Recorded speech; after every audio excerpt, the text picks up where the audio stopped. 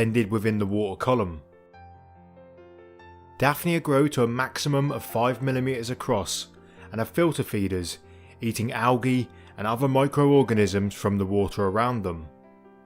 Being so small, Daphnia are preyed upon by most pond predators, including the next species.